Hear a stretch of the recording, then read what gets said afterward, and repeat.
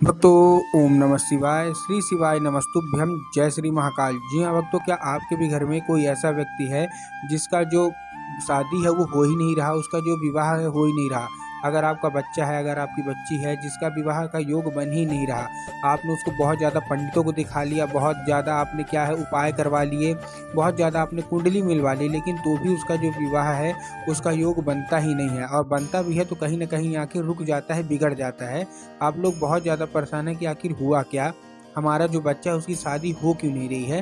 तो आज का ये वीडियो आपके लिए है, आज का ये उपाय मात्र और मात्र आपके लिए है। अगर बनती बनती शादी बिगड़ती है तो उसका भी उपाय मैं आपको बताऊंगा, जो कि मैंने पूज्य गुरुदेव की ही कथा सुन के और बहुत अच्छे से समझ के आपके लिए लेके आया हूँ।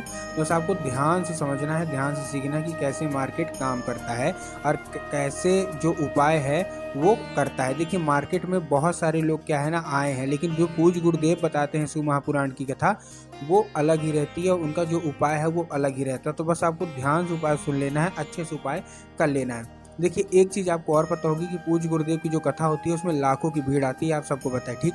और लाखों की जो भीड़ आती है तो अपनी जो मनोकामना है गुरुदेव पत्र के द्वारा मनोकामना गुरुदेव तक वो लोग पहुंचाते हैं।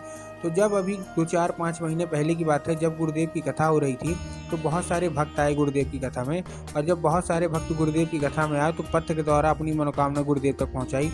जब गुरुदेव ने पत्र पढ़े तो उसमें बहुत सारे जो माता पिता थे ना, उनका केवल और केवल एक ही सवाल था कि गुरुदेव, हमारा जो घर का जो बच्चा है उसकी शादी नहीं हो रही है, हमारे जो घर की बच्ची है उसकी शादी नहीं हो रही है। हमने बहुत ज़्यादा प्रयास कर लिया, हमने बहुत ज़्यादा इसको कुंडली मिलवा ली, लेकिन नहीं हो रही। कृपया करके कोई उपाय बताएं। इसकी जो उम्र है वो बीती जा रही है, किसी की 30 साल उम्र हो गई है, किसी की 35 साल हो गई, किसी की 40 साल, मतलब अलग अलग करके सबकी उम्र हो गई है।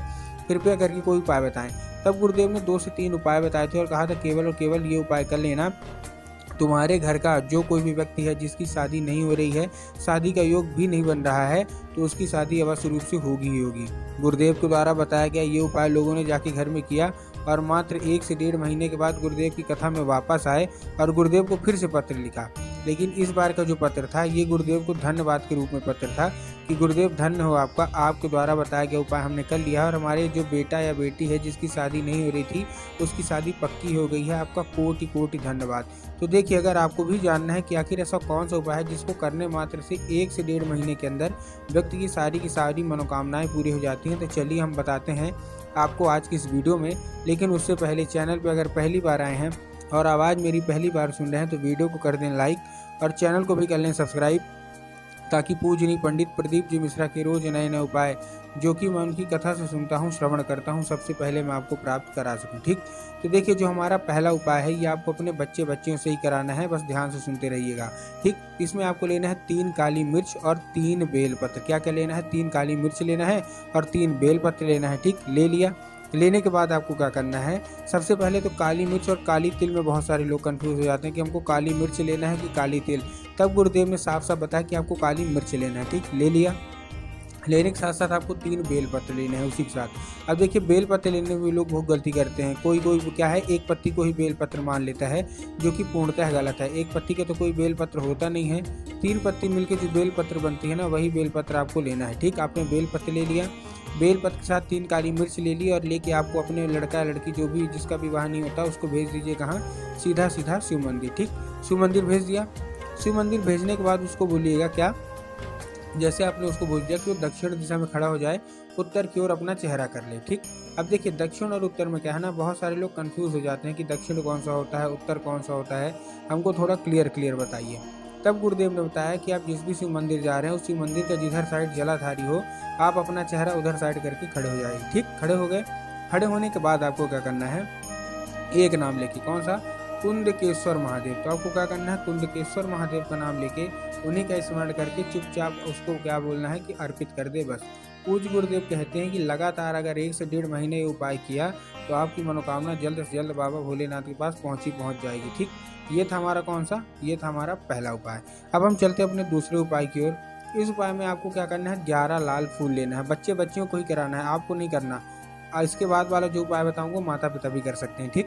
तो इसमें आपको क्या करना है, देखिए, इस उपाय में आपको 11 लाल फूल लेना है। 11 लाल फूल आप कोई भी ले सकते हैं, आप गुड़हल का ले लीजिए, गुलाब का ले लीजिए, मतलब जो आपका मन हो 11 लाल फूल आप ले लीजिए, ठीक। ले लिए।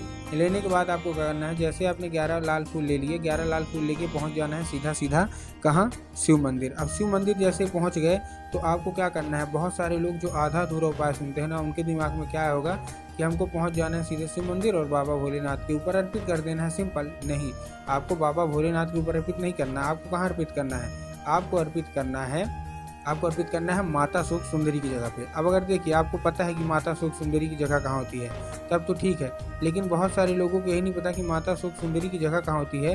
तब गुरुदेव ने बताया कि जो जलाधारी होती है, तो जलाधारी के दाहिने मतलब राइट साइड में माता सुख सुंदरी की जगह होती है। तो आपको करना क्या है, माता सुख सुंदरी की जगह पर 11 के 11 लाल फूल आपको अर्पित करके जो भी मनोकामना होगी, जो भी इच्छा होगी, सारा का सारा आपको चुपचाप मांग लेना है बस। पूज्य गुरुदेव कहते हैं कि माता सुख सुंदरी को लाल फूल बहुत ज़्यादा पसंद है, और अगर आपने माता सुख सुंदरी को लाल फूल अर्पित कर दिया तो आपकी जो कोई भी इच्छा है, जो कोई मनोकामना है, अवश्य रूप से माता सुख सुंदरी पूरी करेंगी ही करेंगी। और आपका जो विवाह है वो केवल विवाह बस नहीं होगा, मंगल विवाह होगा, जैसा आपने सोचा भी नहीं होगा। ठीक, तो ये उपाय आपको अवश्य रूप से कर लेना है। अब देखिए, जो हमारा अगला उपाय है, इस उपाय में आपको क्या करना है, जो हमारा अगला उपाय है, ये माता पिता जो भी होते हैं, जो पेरेंट्स होते हैं, उनको ये उपाय करना है। ठीक, अगर आप परेशान है कि हमारे बच्चे का जो विवाह नहीं हो रहा, अब ये आपको 2 दिन उपाय करना है, रविवार की रात को और सोमवार की सुबह को। अब ठीक करेंगे कैसे, उसके बारे में भी हम लोग चर्चा कर लेते हैं। इस उपाय में देखिए आपको करना क्या है, आपको लेना है रात को, मतलब रविवार को रात को एक लेना है क्या, एक तांबे का लोटा लेना है। ठीक, तांबे का लोटा आपने ले लिया। अब एक तांबे के लोटे के बाद आपको क्या करना है, जैसे आप तांबे का लोटा ले लेंगे, तांबे के लोटे में आपको क्या चाहिए, खाली लेना है, जल नहीं भरना। तांबे के लोटे में आपको क्या ले लेना है, आपको ले लेना है चने की दाल। चने की दाल ले लिया, चने की दाल के साथ एक सिक्का ले लेना है, और हल्दी सुपारी की जो गांठ आती है ना, वो ले लेना है, और ऊपर से उसको लाल कपड़े से आपको क्या कर देना है, बांध देना। फिर से बता रहा हूँ, आपको क्या क्या लेना है, ध्यान से सुनिएगा। आपको लेना क्या है, आपको लेना है एक लोटा, जिसमें आपको चने की दाल डालनी है। चने की दाल के साथ साथ आपको और क्या डालना है, आपको एक सिक्का डालना है और हल्दी सुपारी की गांठ डालनी है, और आपको लाल कपड़े से भर देना है, मतलब जो ढक देना है, बांध देना है। और रात को ही अपने बच्चे के हाथ, किसी के भी हाथ, अपने घर में जो भी भगवान भोलेनाथ की फ़ोटो या शिवलिंग आपके घर में रखे, उसके सामने रख के अपनी मनोकामना मांग के क्या करना है, चुपचाप ले लेना है। ठीक, रख लिया। रखने के बाद आपको क्या करना है, जैसे कर दिया, रखने के बाद आपको एक काम करना है, अपनी मनोकामना मांग के सो जाइए।